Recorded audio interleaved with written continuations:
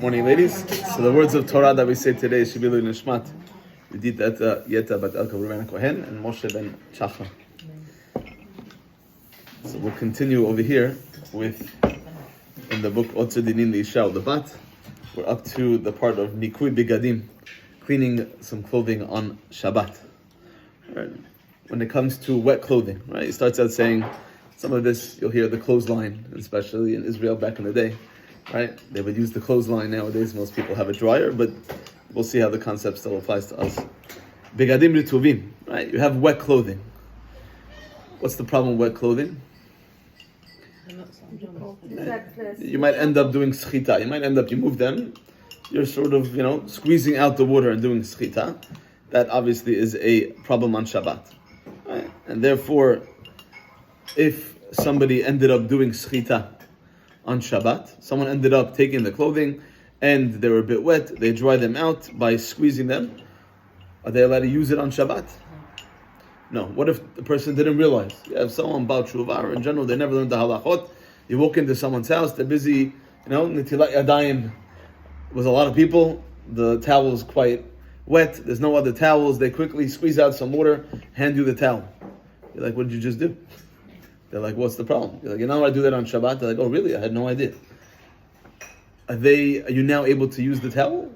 If they didn't know it was an honest mistake? Or still you're not able to use the towel?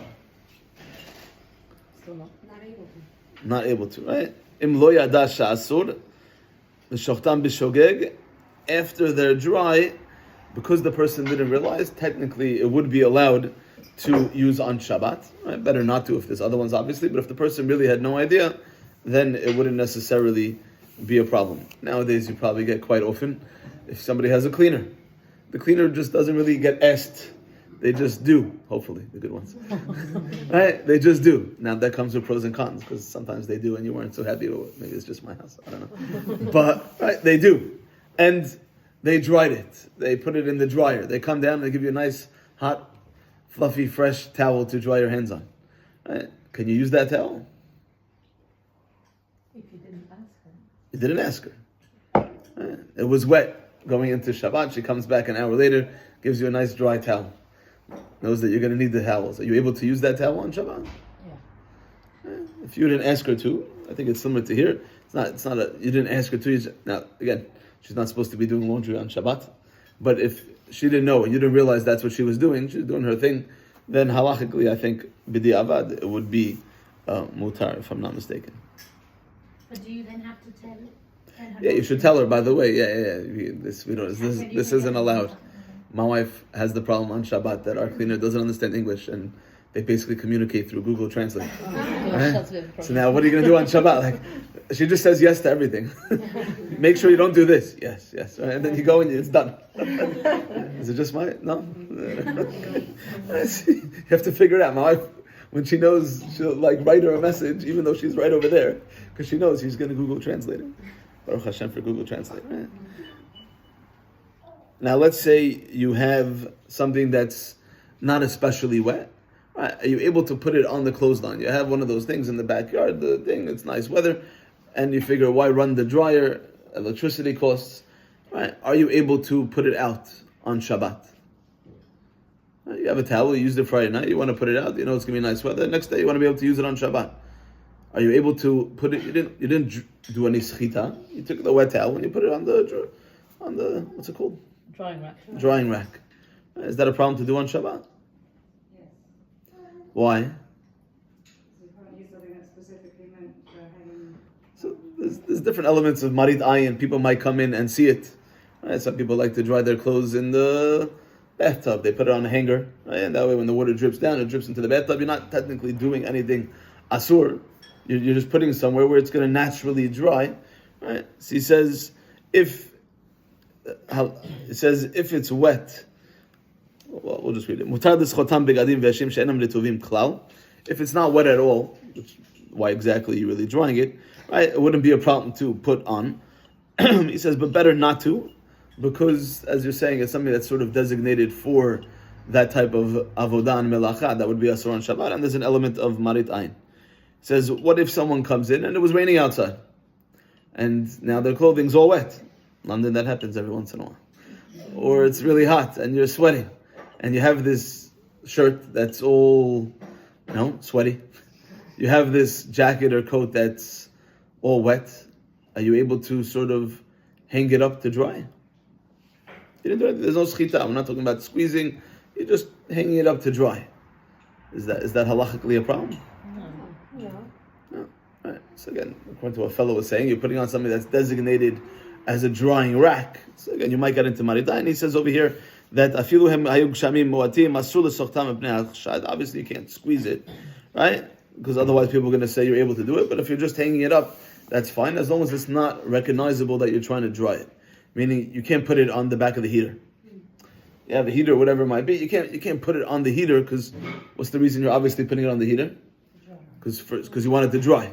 That would be a problem, where he says the opposite, right next to the oven, or whatever it is. If the oven's on, because then it's clear you're trying to make it dry quicker, that would be a problem. But if you're just putting it on the back of a chair, now if you put 6 of them on the back of the chairs, it's sort of clear you're trying to dry all of these, it would be a problem.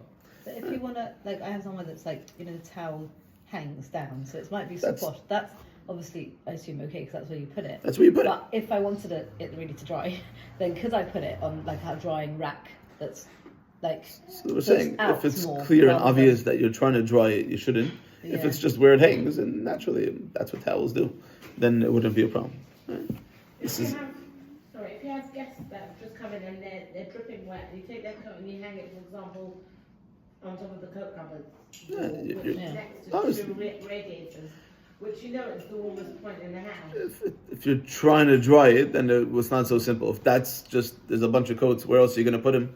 It's normal that's where you would put a coat, because you just need to put it somewhere. You're not going to put it in the closet all wet, and you want it to dry. I mean, wearable for them, and they leave it in the house. It depends on if it's a need to put it somewhere, and obviously you want it to dry, great. If you're putting it there specifically because you think it's going to dry more, then it's probably problematic. So the issue is about where you hang it so it dries more, not just from what's your intention to some extent? Yeah. So if you're hanging, if you've got, like as she said, guests coming, you've got 6 soaking wet coats, and you've used hangers and you're hanging it over the bath so it can drip into something. Because it's going to be dripping. So he discusses the bath, no one's really going to see it. You don't really have the problem marit ayin, and you're not literally trying to dry it. You're putting it somewhere, and you don't want it to leak all over the house, so you put it in the bathtub. You're not necessarily the way she said it was, you're putting it next to the heater because that's the best place to put it to dry the quickest. That seems problematic, unless there's just coats everywhere and there's a limited amount of space and it happens to be there next to the heater. Great, but if you're putting it specifically, before Shabbat, which realistically it could be dry before Shabbat, but not necessarily is it dry, and then you want to wear it Shabbat morning. Yeah, so he says it's not a problem if you're putting it in before Shabbat. He even discusses putting in a load of laundry. Right, I'll read you this one, which I thought was quite interesting. He says, "Isha shebna magia l'chofsha ksara b'yom shishi." You have a boy in yeshiva. He gets home Friday right before Shabbat, and he says, "Ma, I need to leave. The second Shabbat's over, and all my stuff's dirty. I have nothing to wear." Right? Why'd you wait till now? That's what yeshiva boys do. Right? More challenging. Yeshiva guys like to make it interesting. I remember when I was in a boarding school for high school, so I'd come home once a month. And I wasn't like right before Shabbat. I'd come home like on Thursday, and like I'd bring a whole suitcase full of laundry. And like one time, I'm like, oh shoot, I forgot to bring my laundry. My mother's like, what are you gonna do? I'm like, I'll just do it in yeshiva. She's like, you have machines in yeshiva? I'm like, yeah. She's like, so why do you always bring it home? That's where you can do it. I don't know what I'm doing. I throw it in. Okay, Baruch Hashem. So you have a boy who comes back from yeshiva or whatever it is, and he needs his laundry. The second Shabbat's over, he's running out. Are you able to put it in before Shabbat, knowing it's going to be washed on Shabbat?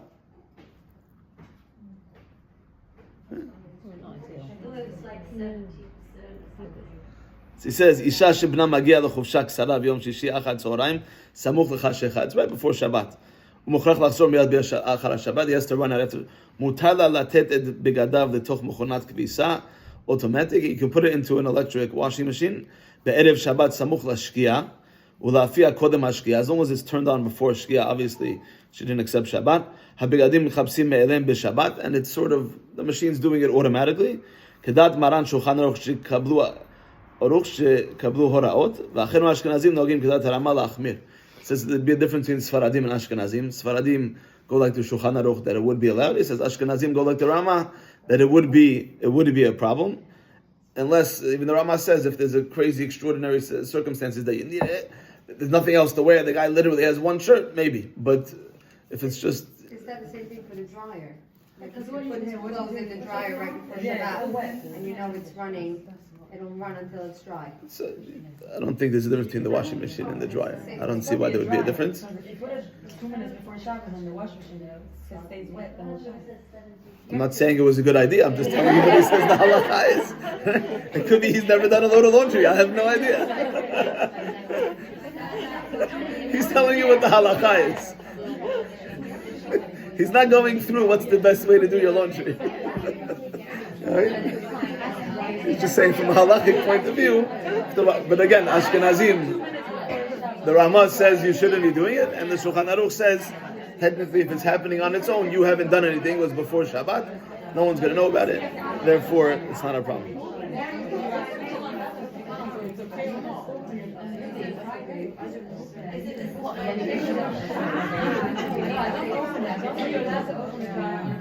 I don't see why it would be any different. But again, Ashkenazim don't do it. Sfaradim, he's saying, Api the Shulchan Aruch will be allowed.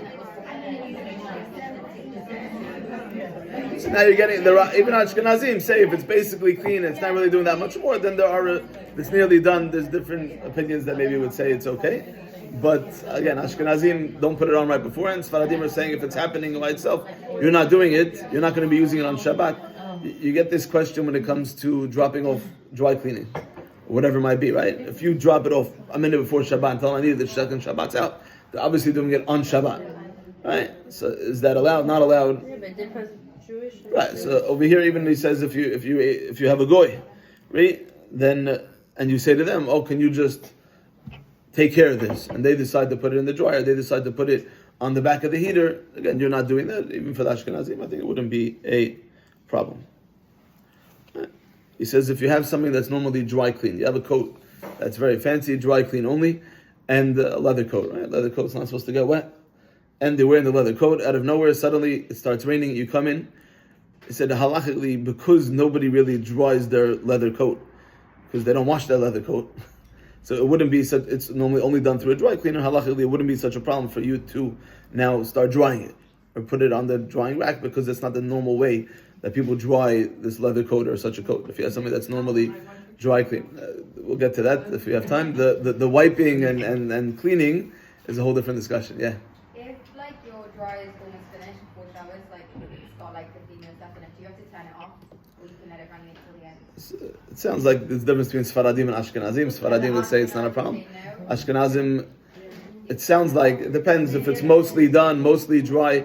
Depends how dry. I think there's levels.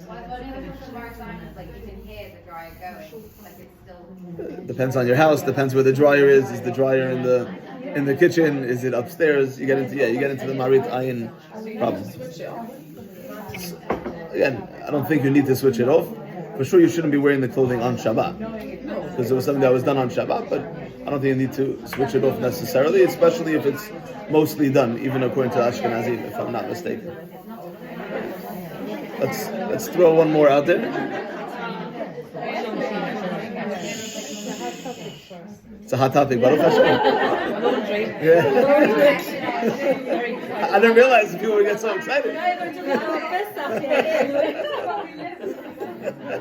Yeah. Only for someone coming into the house or for their betrayal as well? Or what? Yeah. Yeah. Is it for their betrayal?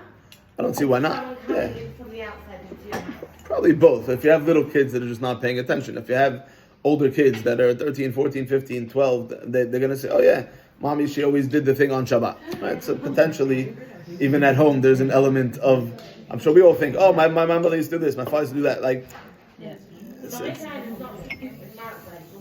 it's both. Yeah, definitely more applies to people from the outside that have no idea, that might think now it's allowed, but yeah. Something spills on your clothing on Shabbat.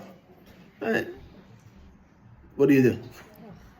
Yeah, it happens. Are you allowed to pour water? Are you allowed to take, seltzer, get out the stain. If you put it in, it's gonna stay. You gotta do it right away. All right.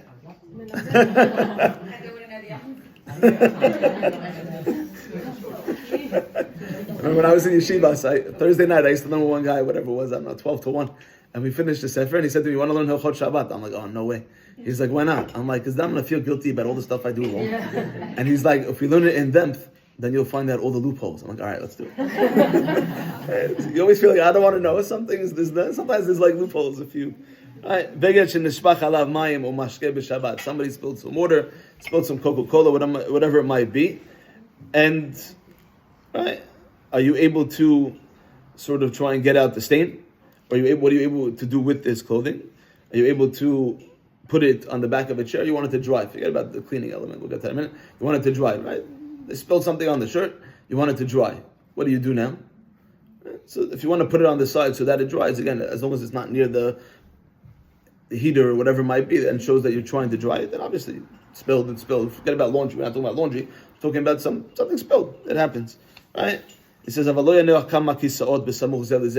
if you don't put out like 5 shirts in a row on the back of each chair, because then it's probably pretty obvious that this is what you're trying to do. If you happen to have a shirt on the back of the chair, my wife gets upset, I'll leave my shirt on the back of the chair. Right? Take it upstairs. Right? Then one shirt, okay. If you got 5 of them, then it seems like you're trying to dry, it would be a problem. Again, you get into this whole Marid Ayin situation.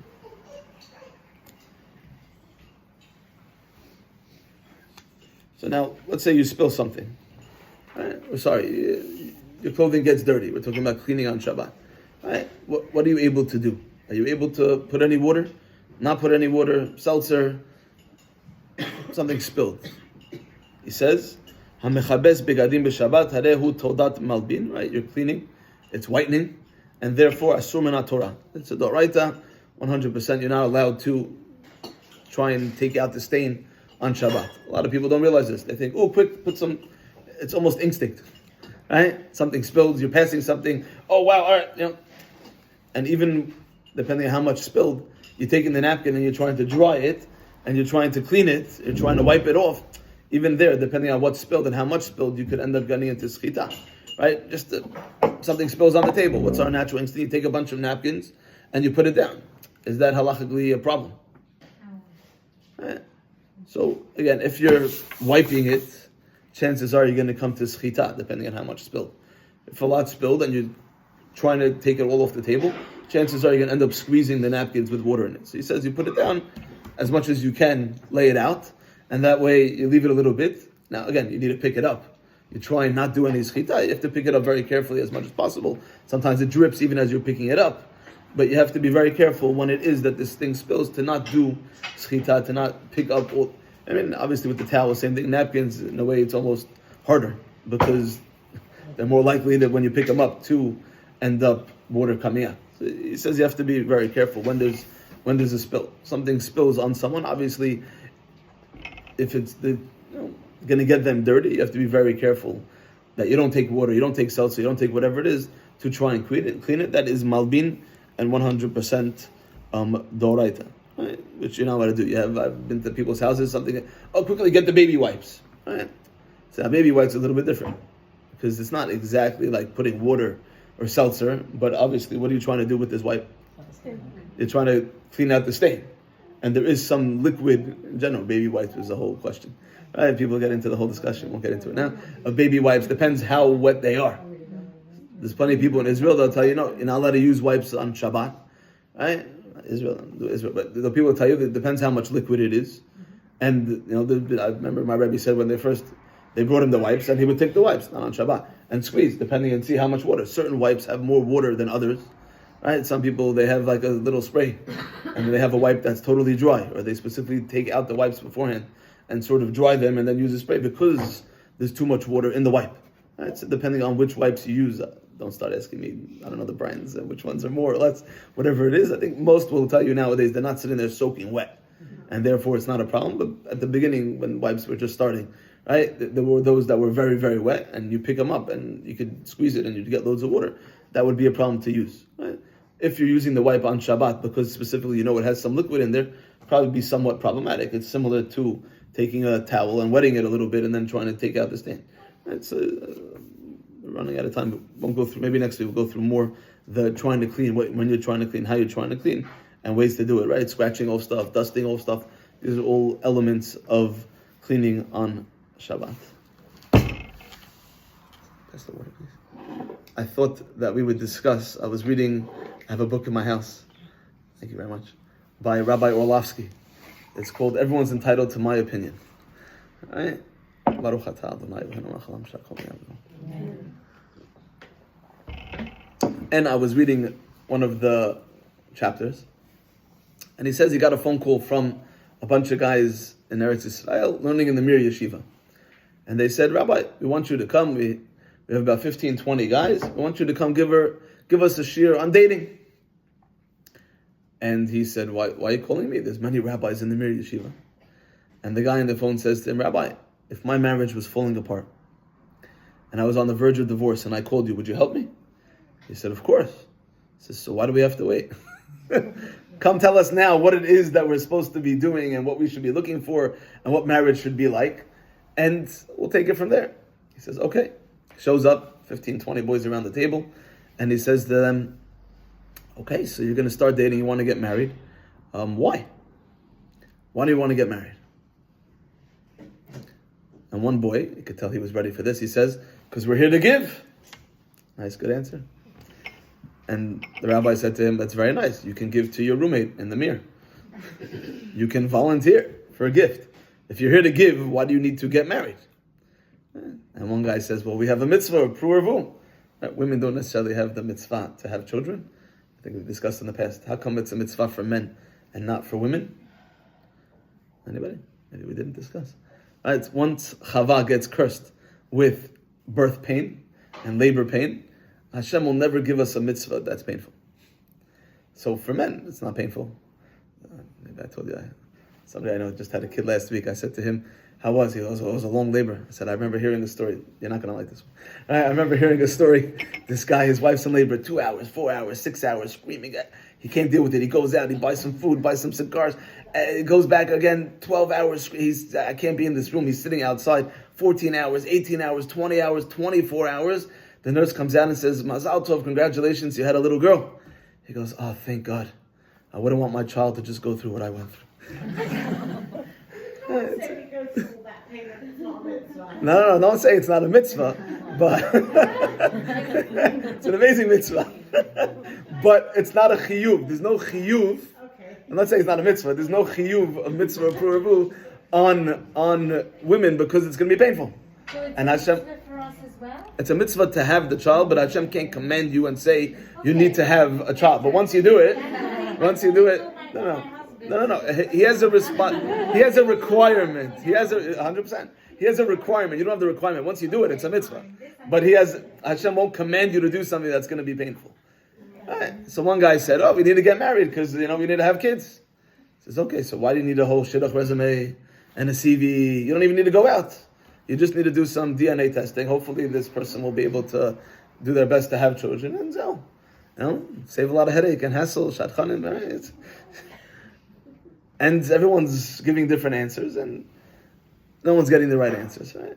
If I was to ask you, why is it that we're supposed to get married? Why is it that it's important to get married? What would you tell me? To complete you. To work on ourselves. To work on ourselves. I remember hearing a story. There was a guy in yeshiva. Right? It was one of the top boys in yeshiva, and he was in shiur one time, and the rabbi said, this world is not about enjoying, this world is not about being happy, this world, you work hard, and the next world you get all your reward. Okay, he turns 22, 23, and he starts getting all these suggestions, and he says, no, I'm not ready. What was the problem? He was worried, I'm going to get married, I'm going to be happy. And I'm not supposed to be happy, I'm supposed to go through this world, and 24, 25 is the best guy.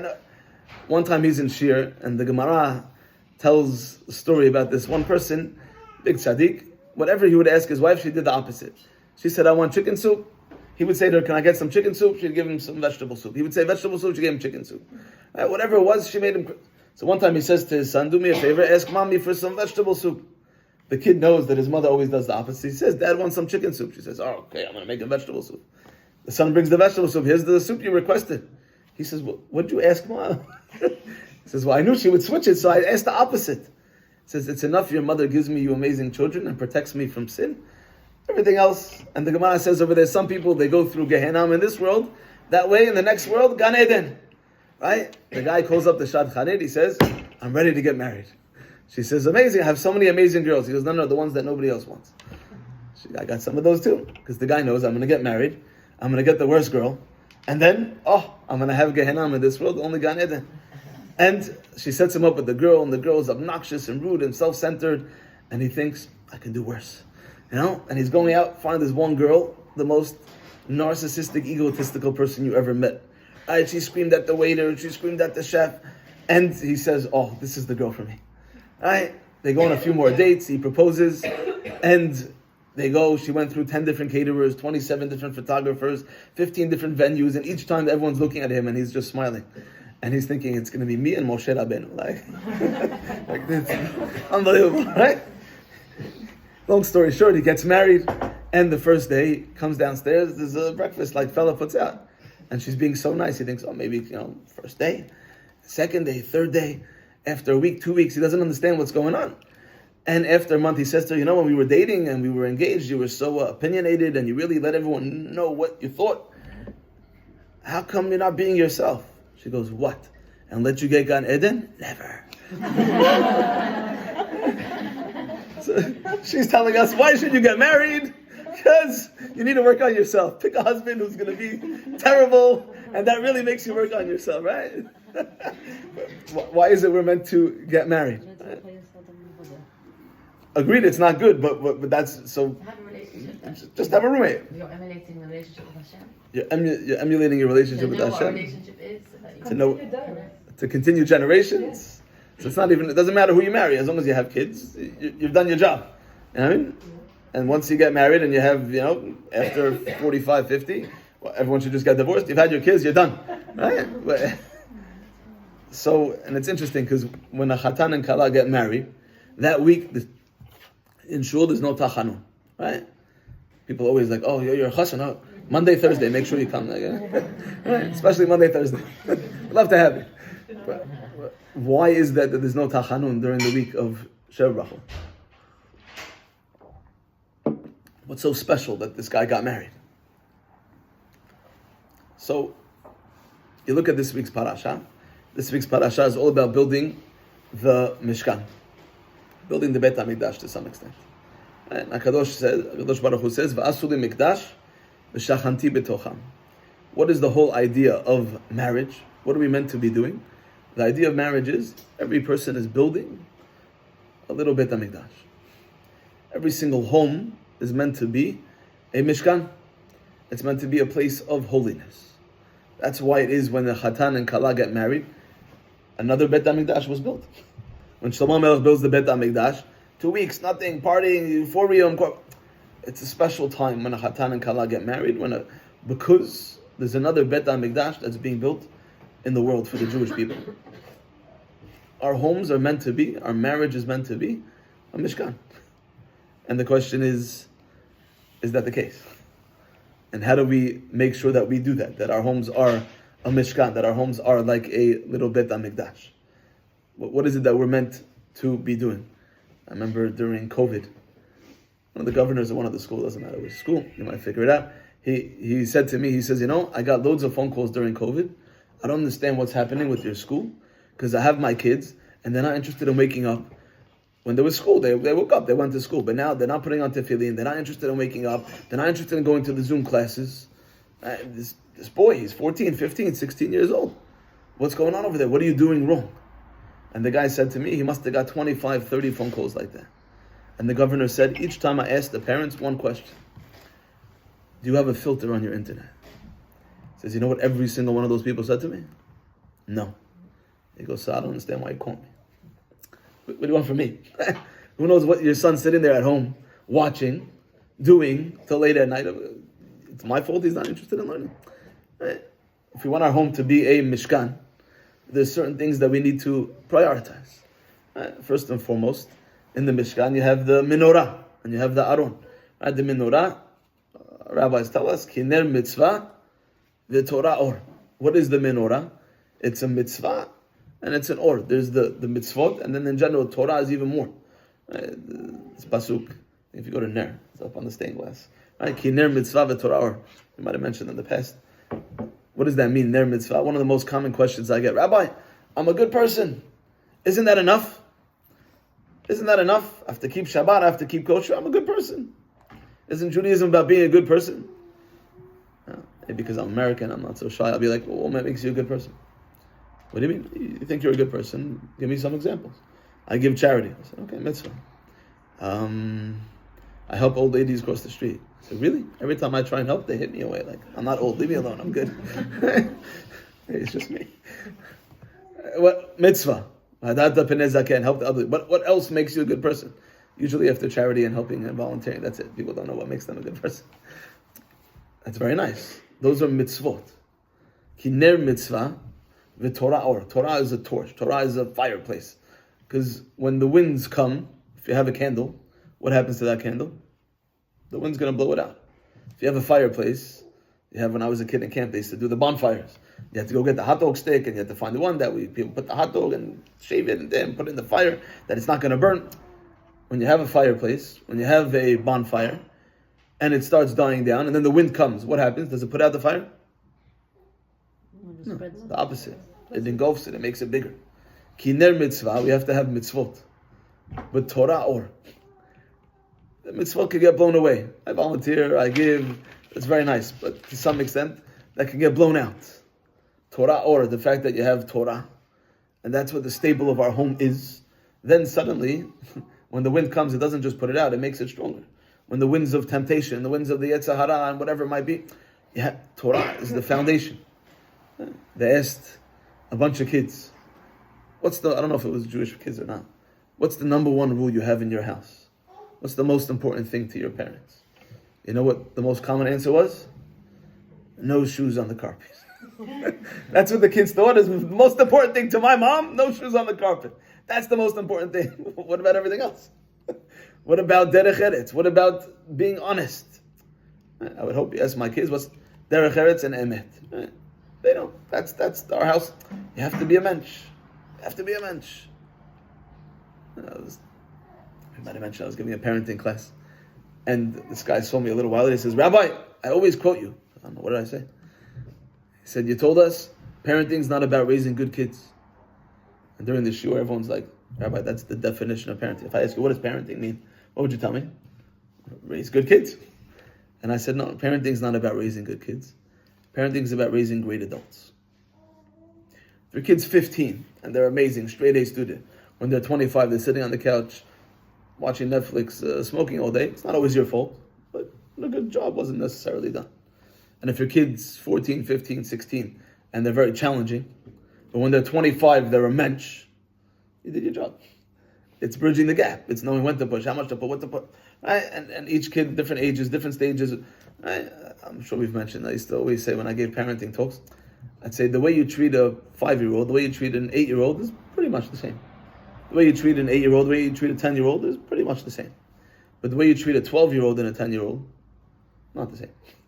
Especially in this country, 12-year-olds are already high school, they're going on the train, on the bus. The way you treat a 15-year-old is not the way you treat a 12-year-old. 15-year-old, you're basically an ATM machine. Right? The way you treat an 18-year-old is very different than the way you treat a 15-year-old. They're already driving you.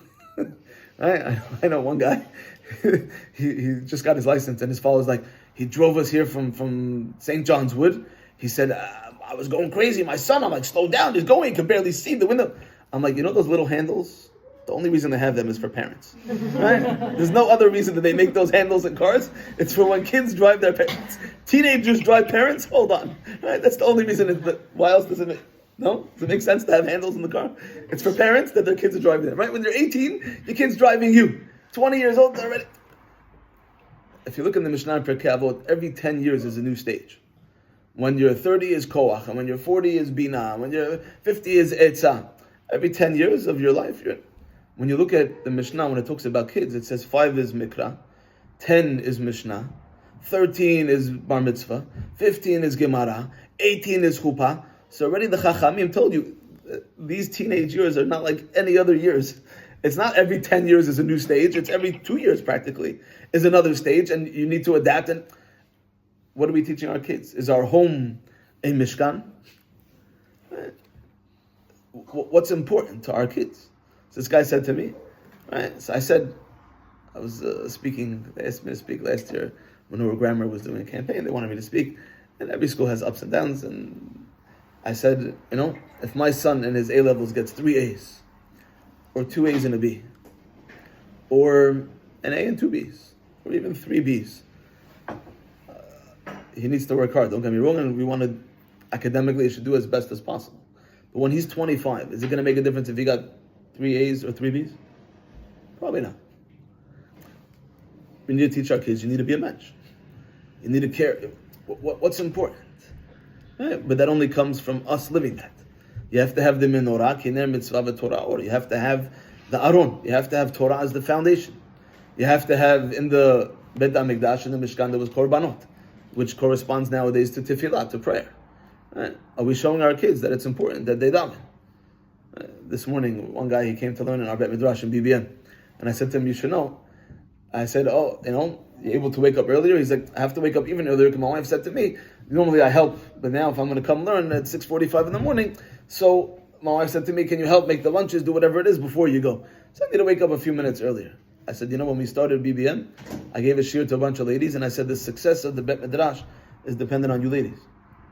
Because either you can tell your husbands, yalla, get out of bed, go learn. Or you could say, no, I need your help, stay, the road of the kids, getting them dressed. It depends on the women, the success of the men's learning. Ultimately, the women run the show. When it comes to davening, are the husbands going out to daven? Are the kids seeing you daven? Is that a priority? I'm very busy, but you know what? I have to daven before we go, but we're going to be late. It's okay. I was driving a couple days ago and running a little bit late, and normally I would park a bit further away. I parked right in front of the shul, and I'm paying for parking. My son says, you're going to pay for parking? I said, Baruch Hashem. Sometimes we get it for free.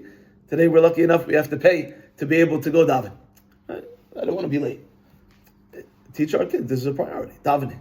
I stop and I make sure to daven, even when I'm busy, even when I'm late, this is a priority. Right? That's what they had in the Mishkan. And they have the shulchan. The shulchan, the table in the Bet HaMikdash. Right? We know, how come when you make hamotzi, you have to dip bread in salt? What's the whole idea of dipping the bread in the salt? Anybody? Oh, because my table is the shulchan, and they used to salt the korban. You'll see sometimes people, they don't want to pass the baby over the table. Why not? If the table's the mizbeach, I don't want my kid being a korban, right? So some people you'll see, you know what I'm talking about? They're like they never pass over the table. They'll come around. Well, no, this is you understand?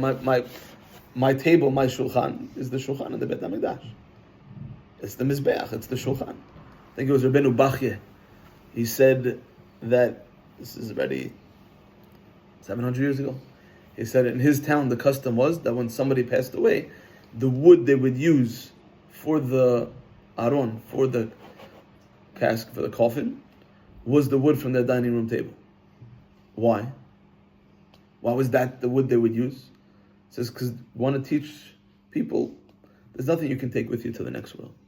The only thing you could take with you are Torah and mitzvot. The chesed that you did at your table, the guests that you invited, the brachot that you made, the Yom Tov and Shabbat that you had. That's what you're taking with you. Everything else, houses, cars, travel, jewelry, very nice. You're not taking that with you. Nothing goes with you except for the shulchan, except for the mitzvot that you do. If we understand that the whole reason we have a marriage is because we're trying to build a mishkan. Now, the way you do everything in your house is to some extent with a bit of a different outlook. I mean, why are we doing this? The first thing you have, the Torah tells us exactly, there's a mezuzah, this is Hashem's house. This is diplomatic community. Every time you walk into the house, what's our priorities? Derech eretz, chesed, inviting over guests, helping people. That's why we're getting married. There's the whole week of Shev Brachot, no tacharon and shul. I care that some random guy got married. Yeah, I'm excited that there's another Bet HaMikdash, that there's another mini Mishkan in Klal Yisrael. So every single time someone gets married, it's very special. It's very exciting. And yes, in the Mishkan, we're there to connect to Hashem. So of course, everything comes back to being soldiers in Hashem's army. Everything comes back to understanding I'm here to represent Hashem. And yes, the whole idea of a relationship between a parent and a child is to understand our relation between us and Hashem. True love, the way we connect to our spouse, is also going to be the way ideally you want to connect to Hashem. right? You're able to talk hopefully to your spouse and communicate well, right? Many people, that's the most important thing in marriage is communication. We speak different languages. I was giving a talk at a Shev Brachot, and I said, I was listening to shiur from Rabbi in Brooklyn, and he said, who invented the cup? Could have been a man, could have been a woman. Who invented the table? Could have been a man, could have been a woman. He said, but the Soviet rings, the little napkin rings? He's like, that was invented by a woman, because no guy is thinking to himself, you know what this napkin ring needs? A cute little, and as I'm listening to the shiur, I'm like, those little annoying pillows on the bed? Right? There's no way a guy invented those. Because no guy is thinking, you know what this bed needs? Little pillows I'm not going to use that I just need to sit there chucking off the whole time. Right? But we think differently. Baruch Hashem. And we are meant to work on ourselves and learn to communicate, even if we speak different languages and we think differently. But ultimately, what are we trying to strive and work together to? To build a Bet HaMikdash. To build a Mishkan, a place where Hashem's happy to be. And we need to teach that to our children.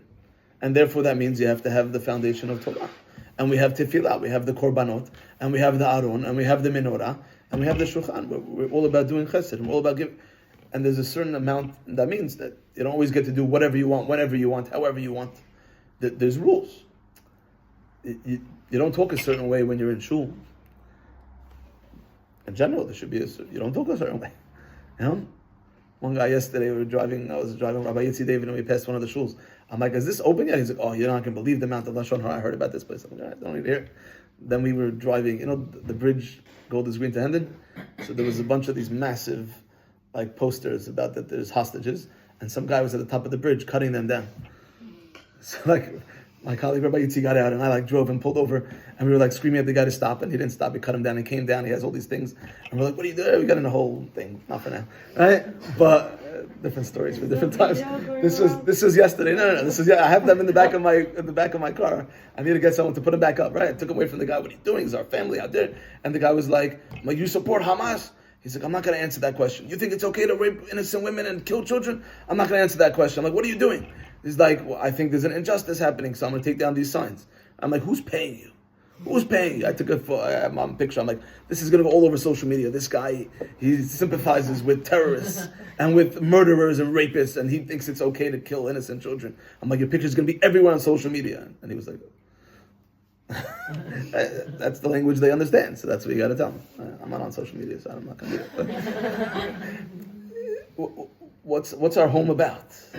What are the foundations? Are we building a Mishkan? That's what we need to ask ourselves. Why get married? What's it really all about? Yes, we need companionship. We need to work on ourselves. Hopefully we marry someone that together we're working. It's not just each one's trying to be rude to the other person so they get more olam haba. It's just a joke. Right? But yeah, we are meant to work on ourselves, but that's not why we get married. You don't pick someone that's going to make you work on themselves.